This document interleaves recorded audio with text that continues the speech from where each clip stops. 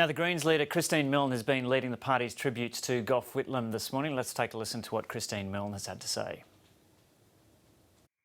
Today is a sad day with the death of Gough Whitlam, but it's also a day to celebrate the amazing contribution of this giant of Australian political life. Gough Whitlam was only Prime Minister for 3 years, but he swept all before him. It's hard to believe that in such a short time he could so transform the nation. Here was a man who abolished fees for university, and for the first time it meant anyone from any background could go to university in Australia. He brought in universal health care. He pushed on with land rights and went out to Wave Hill and put the sand into the hand of Vincent Lingiari and actually drove that process for the first people of Australia. He also was a giant on the environment. It's because of him that we stopped the oil drilling on the Great Barrier Reef, the recognition of the World Heritage Convention. He brought for the first time the Commonwealth into issues like housing, which was so important right around the country. This is a man who loved the arts.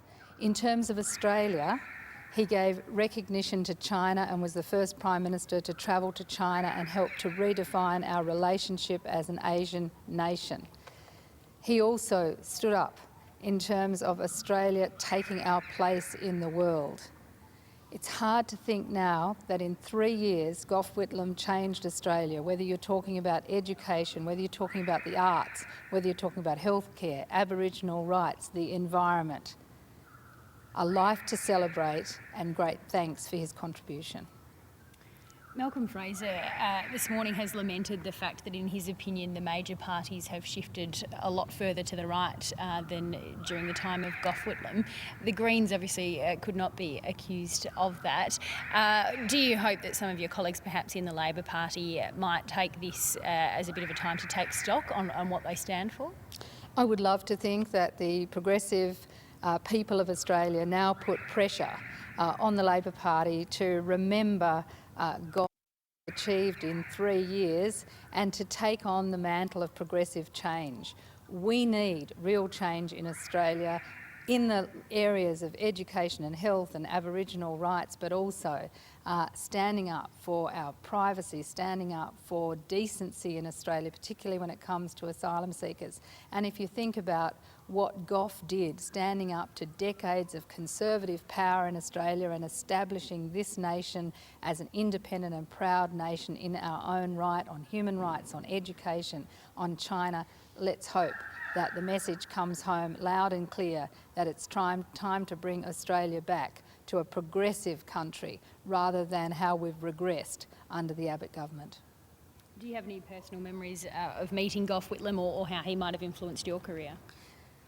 I was at university when Gough was Prime Minister, so I was one of many thousands of Australians for whom the 1972 election was the election of our lives. We were young, we were excited, we wanted an end to conscription, we wanted the troops home from Vietnam, we wanted free education. So it's an overwhelming memory for me of a giant man who came into politics and did amazing things for the nation. I was also a campaigner for the environment. Seeing him stopping the oil drilling on the Barrier Reef was inspiring, and then bringing in national environmental laws. I knew Margaret, his late wife as well, and she was absolutely, again, in her own right, a towering person and a towering political figure. They certainly made a massive difference to Australian life, and I thank them for it. How influential was Margaret on him, do you think?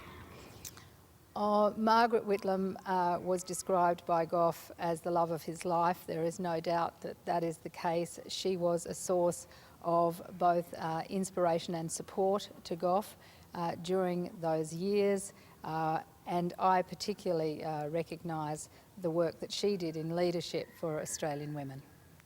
Thank you. Thanks. Christine Milne speaking there.